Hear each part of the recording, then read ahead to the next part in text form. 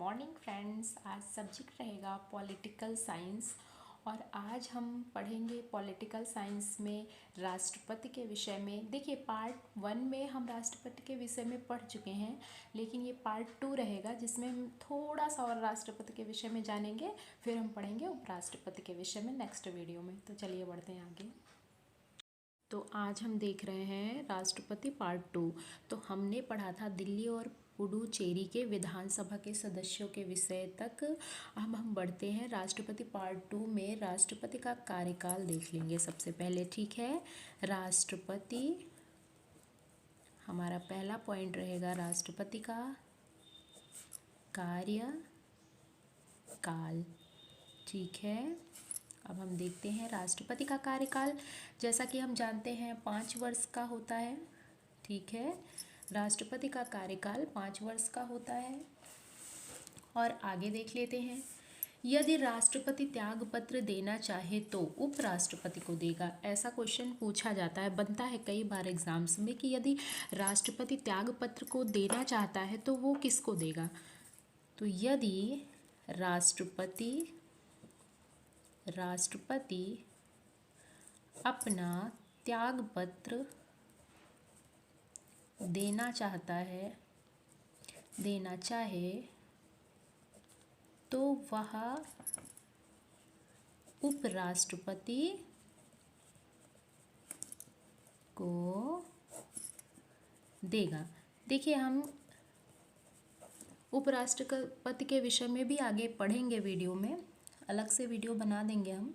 चलिए देखते हैं नेक्स्ट पॉइंट। यदि राष्ट्रपति का पद किसी कारण, ठीक है, रिक्त हो जाता है तो वो कितने महीने के अंदर फिर से निर्वाचन कराया जा सकता है, ये क्वेश्चन बनता है। तो 6 मंथ, ठीक है, 6 महीने के अंदर। यदि किसी कारण से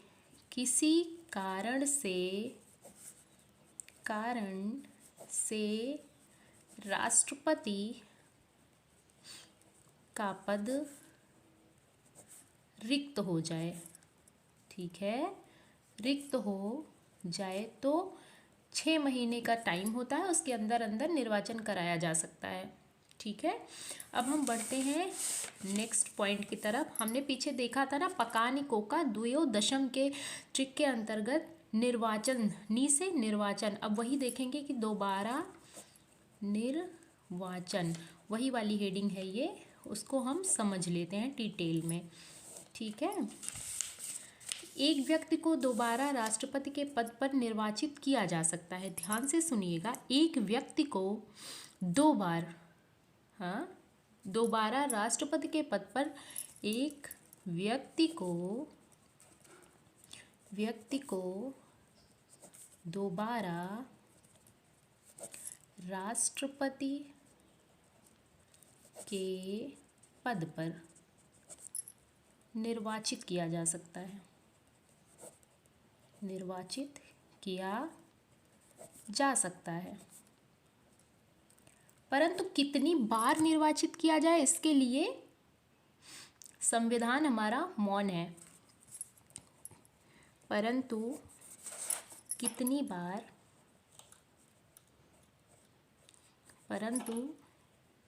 बार निर्वाचित किया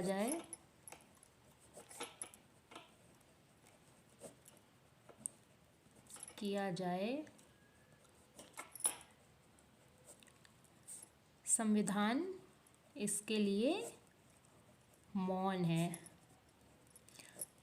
इसका मतलब ये है कि एक व्यक्ति है, वो एक बार राष्ट्रपति बनता है, दोबारा निर्वाचन कराया जा सकता है, मीन्स दोबारा उसको राष्ट्रपति बनाया जा सकता है, वो राष्ट्रपति के पद पर कार्य कर सकता है। परंतु उसके बाद कितनी बार वो राष्ट्रपति के पद पर एक ही व्यक्ति कार्य कर सकता है या फिर एक ही व्यक्ति कितनी बार राष्ट्रपति बन सकता है, तो इसके बारे में संविधान मौन है। इसके बारे में संविधान में कहीं भी कोई भी उल्लेख नहीं किया गया है। तो हम बढ़ते हैं अब आगे, थोड़ा सा एक पॉइंट देख लेते हैं अमेरिका का जो संविधान है उसके विषय में, ठीक है। नोट में देख लेते हैं अमेरिका के संविधान में, इससे आपको ये वाला पॉइंट क्लियरली समझ में आ जाएगा। अमेरिका के संविधान में ऐसा बताया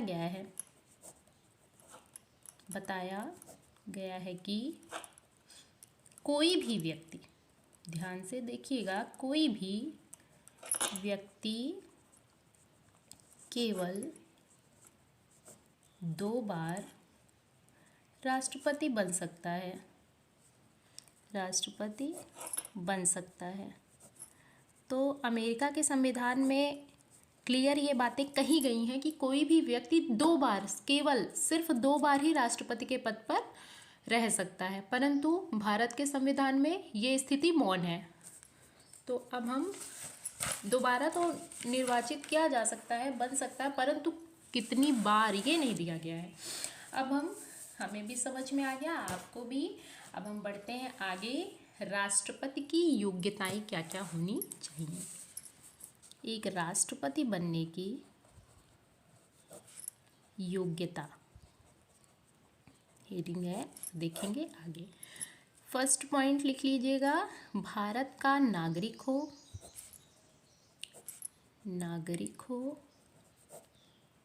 यानी उसके पास भारत की नागरिकता हो तभी वो राष्ट्रपति बन सकता है। और 35 वर्ष की आयु पूरी कर चुका हो। ठीक है, 35 वर्ष की आयु पूरी कर चुका हो। और नेक्स्ट पॉइंट, लोकसभा का सदस्य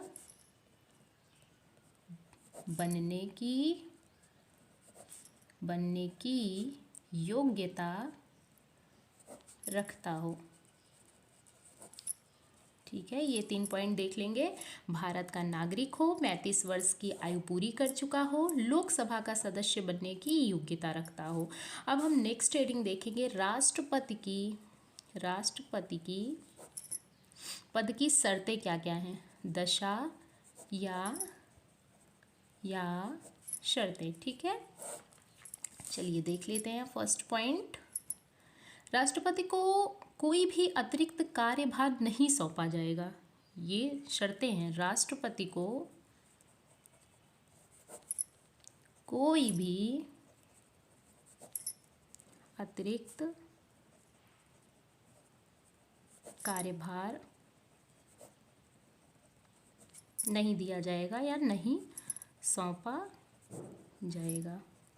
ये शर्तें हैं। हम देखते हैं राष्ट्रपति पद की शपथ।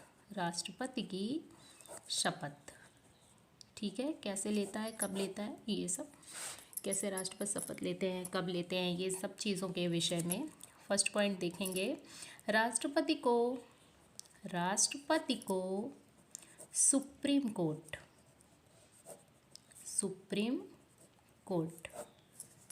के मुख्य न्यायाधीश तथा उनकी अनुपस्थिति, ठीक है,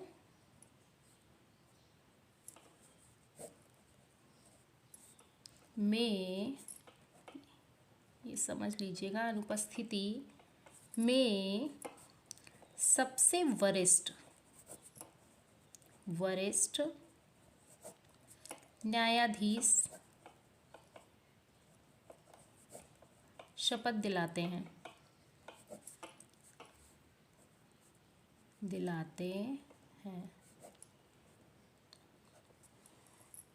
ठीक है, ये पॉइंट है। अब हम देखेंगे, देखिए इसको समझ लेते हैं। सुप्रीम कोर्ट को, राष्ट्रपति को सुप्रीम कोर्ट के न्यायाधीश तथा उनकी अनुपस्थिति में सबसे वरिष्ठ न्यायाधीश शपथ दिलाते हैं। यदि देखिए राष्ट्रपति है, वो शपथ लेने जा रहे हैं, तो राष्ट्रपति को सुप्रीम कोर्ट के न्यायाधीश, पहली बात तो मुख्य न्यायाधीश शपथ दिलाएंगे। ये देखिए नोट डाउन किया हुआ है। सबसे पहले मुख्य न्यायाधीश तथा उनकी अनुपस्थिति में सबसे वरिष्ठ न्यायाधीश जो होंगे वो शपथ दिलाते हैं। तो अब हम देखेंगे आगे, महाभियोग एक आपने पढ़ा था, महापकानिकों का द्वयोदशम के अंतर्गत महाभियोग, ये ट्रिक आपने पढ़ चुका, आप पार्ट 1 में देख चुके हैं। तो अब हम देखेंगे 61 है ये आर्टिकल आर्टिकल 61 है ये, 61, ठीक है। इसके अंतर्गत आप पढ़ेंगे महाभियोग, पकानिको का दियो दशम, माँ से महाभियोग, ये हेडिंग चल रही है। अब देखते हैं महाभियोग। महाभियोग की प्रक्रिया कैसे, कब और क्यों लगाई जाती है। महाभियोग का प्रस्ताव संसद के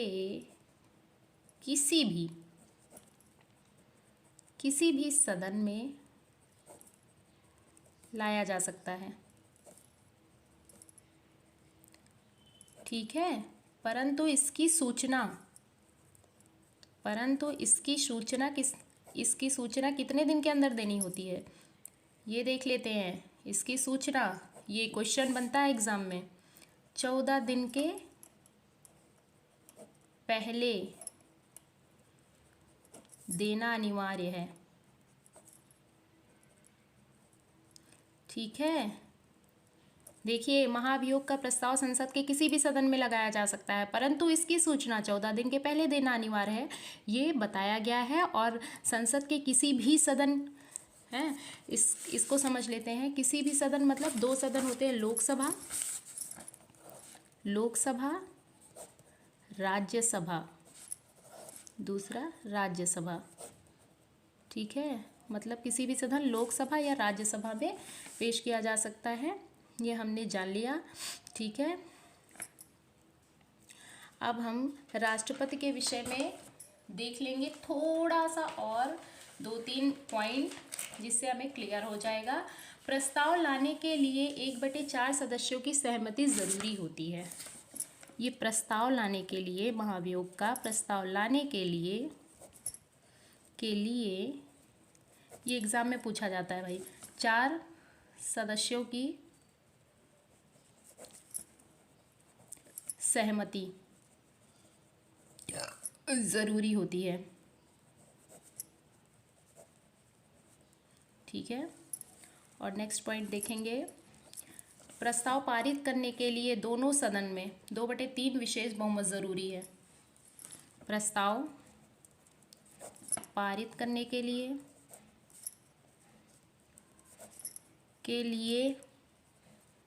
सदन में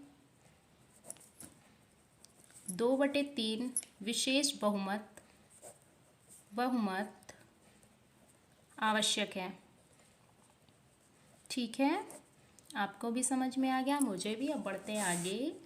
राज्यसभा में इसको क्लियर कर लेते हैं अगर कोई कन्फ्यूज़न हो तो। राज्यसभा में कितनी, 2/3।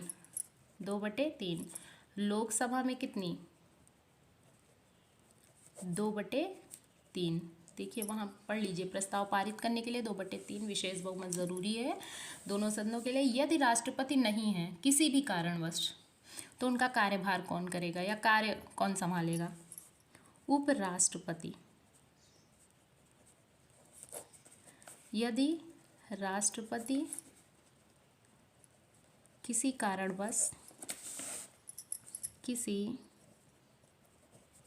कारणवश नहीं है, तो उनका कार्यभार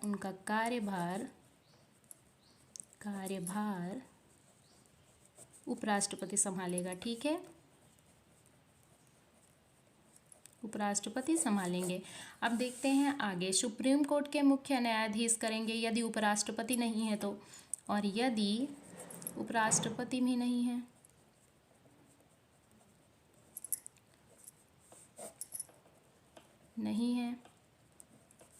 तो सुप्रीम कोर्ट के मुख्य न्यायाधीश करेंगे, ठीक है।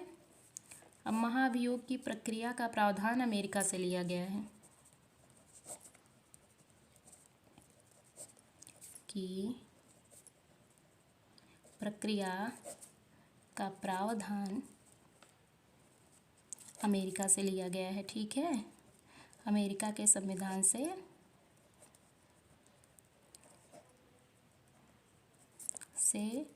लिया गया है। आज का वीडियो यहीं तक। अगर आपको पसंद आया हो तो सब्सक्राइब कर लीजिएगा, लाइक कर दीजिएगा, न्यू है तो सब्सक्राइब कर लीजिएगा। और हम मिलते हैं नेक्स्ट वीडियो में उपराष्ट्रपति का विषय लेकर के। Thank you for watching.